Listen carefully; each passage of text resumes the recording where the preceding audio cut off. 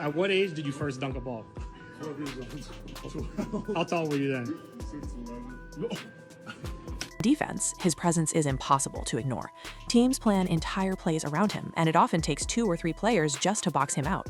That attention frees up his teammates, turning him into a quiet difference maker every time he steps on the floor. And unlike most ultra-tall prospects, Rioux isn't fragile. His frame's sturdy, giving him a strong base for long-term growth. At just 19, Rioux still has time on his side. Basketball. Honestly, I don't really know. NCAA for sure. And maybe NBA. Same sense. A full 4-year college run might be exactly what he needs to turn potential into something truly special. This is where things get uncomfortable for Olivier Rioux, because his path runs in the opposite direction of Victor Wembanyama's. At what age did you first dunk a ball? 12 years old? 12. How tall were you then? Since 11. What's your goal with basketball? Honestly, I don't really know. NCAA for sure, and maybe NBA. The NBA's tallest stars today, Victor Wembanyama and Zach Edey, stand at 7 foot 4 inches, true modern-day giants. But then there's Olivier Rioux, a 19-year-old who makes even them look small. At a jaw-dropping 7 foot 9 inches, he's 5 inches taller than anyone in the league, taller than every active NBA player and nearly every player in history. People rain when I say I'm playing basketball. It's kind of normal. He can dunk without leaving the ground, and when he joins layup lines, it looks like a grown man hooping. Being 7'6", do you think of it as a blessing or a curse or both? Blessing. Still growing. He's already the tallest player in college basketball history, but his story isn't just about measurements or viral clips. Basketball has shown us one harsh truth. Being tall doesn't guarantee greatness. In today's fast-paced NBA, that kind of height can be both a blessing and a curse. When you think about being 7'6", do you think of it as a blessing or a curse, or both? Blessing. So the real question isn't just how tall Olivier Rioux is, it's whether someone this massive can actually thrive in today's game. Is he a once-in-a-generation phenomenon, or proof that the NBA has moved past giants like him? The tallest teen in the world is in Niagara this week playing basketball against some of the best young players in the country. Olivier Rioux didn't just appear out of nowhere as a basketball sensation. His story started the moment he was born. At 5 years old, he was already taller than his kindergarten teacher. By 8, he hit 6 feet. Met Olivier when he was 11 years old. He was 6'10". The first thing that he asked me when he came in the gym is, "Coach, can I grab a basketball?" I was like, "Hey, for sure." At 12, he passed 7 feet, and at just 15, he shattered records as the world's tallest teenager at 7 foot 5 inches, earning a Guinness World Record. Since 7'6", music. It's kind of funny, they think that you don't see them, but you do. Now at 19, he's an unbelievable 7 foot 9 inches tall. And the craziest part, he might still be growing. Born in Canada in February 2006, Rioux was built from athletic roots. His dad stood 6 foot 8. His mom played competitive volleyball, and his brother also hit 6 foot 8 playing hoops. But Olivier, he was a whole different breed. The genes didn't just bless him, they went into overdrive. His youth highlights went viral for good reason. He blocked everything, dunked over kids twice his age, and made the game look unfair. How long has it been since you could walk into a store with your mom and dad and buy buy clothes off the rack? To be honest, never. Almost never. Even NBA stars were commenting on his clip, saying stuff like, "How is this even real?" What makes Rioux stand out isn't just his insane height, it's how he uses it. He didn't coast on genetics, he grinded his way through Canada's youth national teams and chased real competition overseas, joining Real Madrid's elite youth program, one of the toughest in the world. That move proved he wanted respect, not attention. He wasn't just trying to be the tallest, he wanted to belong. You can use it for almost everything. You can use it for being famous, you can use it for basketball, you can use it for highest shelf in the kitchen or whatever. Sure, being 7 foot 9 inches sounds like a dream come true, and Rioux admits he's grateful for what makes him different. His size opens doors and gives him advantages few players have ever known. So when Ollie came into the weight room first and I first shook his hand and met him, I thought to myself, man, I hope this guy comes here for the full-time year. But it also comes with a heavy price. Living that tall means constant physical strain. From simple movement to playing at a high level on the court, being that big raises more questions than cheers. It's one thing to dominate kids your age, but can you keep up when everyone's stronger, faster, and built to challenge you? As Rioux keeps climbing the basketball ranks, that challenge only grows tougher. Each level demands more: faster feet, stronger endurance, and a smarter game. Every step forward forces him to prove again and again that he's more than just tall. He's a real player ready to survive the grind of modern basketball. The international stage is where Olivier Rioux' hype finally met reality. Competing against the world's top young talents stripped away the safety net that his height had always given him. His first big test came in 2021 at the FIBA Under-16 Americas Championship, and he was only 15. Fortunate to coach a few 7-foot-tall players in college, nobody over 7 foot, he is the biggest player I've had the opportunity to work with. Despite being one of the youngest players there, Rioux started every game and proved he could hang with elite competition. Across 6 games, he averaged 8.3 points, 10.3 rebounds, and 2.5 blocks. Not mind-blowing stats, but solid proof that he could really play. His breakout moment came in the semifinals against Team USA. Packed with future NBA stars, Rioux went toe-to-toe with them, dropping 12 points, 12 rebounds, and 4 blocks in just 25 minutes, while shooting efficiently. Canada didn't pull off the upset, but they grabbed a bronze medal, and Rioux left with respect. At just 15, he wasn't a sideshow. He was producing against the best. Fast forward 2 years to the 2023 FIBA Under-19 World Cup. The competition got way tougher. France had future top NBA draft picks, and Team USA looked stacked again. Rioux' minutes dropped, and his numbers, 3.2 points, 3.4 rebounds, and 1 block per game, seemed low at first glance. But when he got real minutes, he made them count. Against Japan, he played just over 10 minutes and still scored 10 points on near-perfect shooting, plus 5 boards. It was a small sample, but it proved that with the right rhythm, his size and touch could still shine. By 2024, expectations skyrocketed. The FIBA Under-18 Americas Championship was supposed to be his coming-out party, but things didn't go exactly as planned. Rioux started most games but only averaged 9 minutes a night, putting up 4.5 points, 4.5 rebounds, and 2 blocks per game. Solid, but not spectacular. Fans and scouts began asking questions. Was it conditioning, coaching strategy, or was it just tough to fit someone his size into today's lightning-fast pace? With limited minutes, no one could say for sure, but one thing was clear. The world was watching to see if Olivier Rioux could turn his unmatched height into true dominance. The world had made up its mind about Olivier Rioux. He could play with the best, but he wasn't unstoppable. His efficiency looked good when he got touches, but sustaining that impact over long minutes was still a question mark.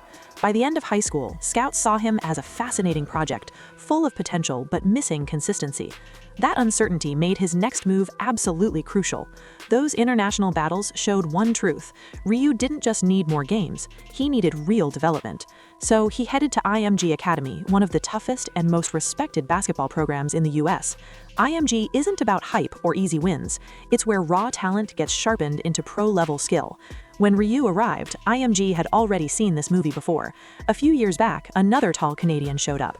Unranked, clumsy, barely noticed. But with time, IMG molded him into a college star and a top 10 NBA draft pick. The blueprint worked once, and they believed Rioux could be the next big success story. On the court, Rioux' size was impossible to ignore. At 7 foot 9 inches, he was a walking mismatch. He planted himself deep in the paint, scored without leaving the ground, and forced double teams every time he touched the ball. Defensively, he was a nightmare. His presence alone changed the entire flow of a game. Guards hesitated to drive, shooters changed angles mid-air, and teams had to rethink their whole strategy just because he was there. IMG didn't just show off Rioux' potential, it revealed the limits of being that tall. His free throw stroke is smooth, his shooting form looks solid, and he stays disciplined, rarely forcing bad shots outside his comfort zone. On defense, his presence is impossible to ignore. Teams plan entire plays around him, and it often takes 2 or 3 players just to box him out. That attention frees up his teammates, turning him into a quiet difference maker every time he steps on the floor. And unlike most ultra-tall prospects, Rioux isn't fragile. His frame's sturdy, giving him a strong base for long-term growth. At just 19, Rioux still has time on his side. By the time he's NBA eligible, around 23 or 24, he'll have had years to sharpen his conditioning, mobility, and game sense. A full 4-year college run might be exactly what he needs to turn potential into something truly special. This is where things get uncomfortable for Olivier Rioux, because the NBA has seen players like him before, and history hasn't been kind to giants. Extreme height has always been a double-edged sword, and in today's fast, space-heavy game, that gamble has only gotten riskier. Take Yorga Murishin, for example, a 7'7" tower who actually hit a real peak in the league. Strickland wants it on the block, find Murin for the lead. Back in 1995 to 96, he averaged 14.5 points and 9.6 rebounds, dominating the paint like a true big man. Howard PJ denies the baseline struggling Jay. Big George all alone underneath. That's a great pass, great recognition. But the NBA back then was slower. Tighter spacing, heavy post play, and drop coverage that protected big bodies. Murashan thrived because the game allowed it. Trying to get the lane, Murashan, Georgie, unstoppable. The 11 first quarter points for him. Still, his body gave out early. Chronic back and hip injuries shut him down before he turned 30. If Murashan played today, he'd get dragged into pick and rolls until his advantage disappeared completely. Then there was Manute Ball, a different kind of giant, also 7'7". They're going to post up. Blue got him from behind. The Warriors 8 of 9. Blackley can't finish on Manute Ball for 13 rebounds. Look at Ball with a big move, and he put it in. But lean, quick, and built for blocking shots like no one else. Wilkins blocked by Manute Ball, number 12. Good inside position, and Manute blocks it anyway and gets it again. Manute Ball with 15 blocked shots tonight, a new club record. He averaged 3.3 blocks per game across 10 seasons, relying on timing instead of brute strength. But even he couldn't escape the limits of his body type. He was a defensive specialist with almost no offensive game. In today's NBA, even that level of defense might not keep him on the floor. His son Bol came in with more skill, range, and ball handling, yet still couldn't hold a steady role. The league just moved on. And then came Taco Fall, the modern warning sign. Who's a legend in Indiana. There's another legend right there, Taco. Standing 7'6" and built like a wall, he had everything you'd want in a giant: size, power, effort, and professionalism. But none of it mattered once teams exposed him in pick and rolls, forcing him to defend in space where his feet couldn't keep up. His size turned from blessing to burden. Fans loved him, but coaches couldn't build systems around him. In the modern NBA, charm doesn't equal minutes. Now enter Victor Wembanyama, the exception. At 7'4", Wemby isn't dominating because of his height. He's dominating because he moves like a guard trapped in a giant's body. It into Wembanyama, guarded by Washington. Wembanyama the fake, the reverse, and the foul. A figment of our basketball imaginations. He switches on defense, recovers in pick and rolls, handles the ball like a point forward, hits pull-up jumpers, and still blocks shots like a monster. His height enhances his skills, not defines them. Wembanyama has set a new standard. If extreme height is going to work in today's NBA, it has to come with modern movement, skill, and versatility. This is where things get tough for Olivier Rioux because his path runs in the opposite direction of Victor Wembanyama's. Wemby's skill created his value, and his height just made it more dangerous. Rioux's value, though, starts with his size, and now his skill and mobility have to fight to catch up. That doesn't make his dream impossible, but it makes the road razor thin. He doesn't need to become Wembanyama, but he's got to reach the bare minimum of what that level of athletic function looks like. The modern NBA doesn't punish tall players, it punishes slow ones. Pick and rolls come nonstop, spacing leaves no hiding spots, and even top-tier rim protectors get dragged into uncomfortable positions. Look at Rudy Gobert or Jared Allen. Both elite defenders, yet they're constantly tested out on the perimeter.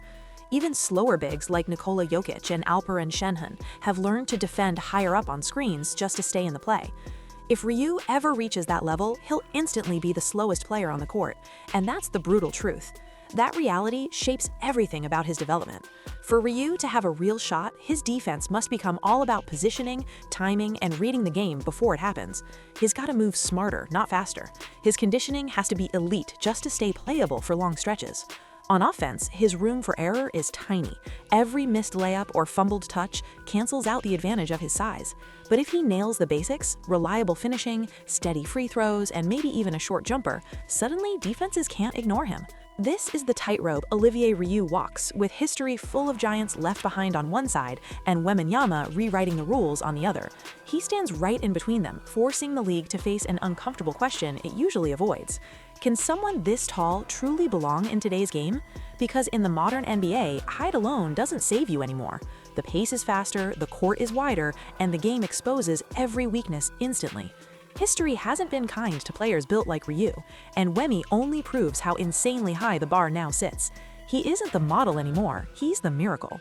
For Olivier Rioux, the road ahead is razor thin and straight uphill. His margin for error is almost zero. His body has to stay strong, his stamina has to reach elite levels, his defense has to hold up in open space, and his offense has to squeeze every ounce of value out of that 7'9" frame. There's no room for waste and no place to hide. Still, basketball has always been obsessed with the impossible. Every now and then, the game stops and dares to ask one risky question: what if? What if the tallest player in college basketball history finds just enough mobility to hang with the pace? What if time, patience, and the right guidance turn his size into something truly dangerous? The odds might not favor him, but the stories that define the sport never come from playing it safe. Olivier Rioux now stands at the edge of what basketball thinks is possible, and whether or not he ever steps into an NBA arena, his journey already forces the game to look up and wonder. So, what do you think? Could Olivier Rioux actually rewrite what it means to be a giant in modern basketball, or is the game simply too fast for players built like him? I really want to hear your opinion. Drop a comment below and let's talk about it. Thanks so much for watching and spending some time with Ball Stories. If you enjoyed this deep dive, hit that like button, share it with a friend who loves hoops, and don't forget to subscribe for more stories that dig into the legends, the underdogs, and the wild what-ifs of the game. Check out another video and keep the convo going. See you next time. Peace.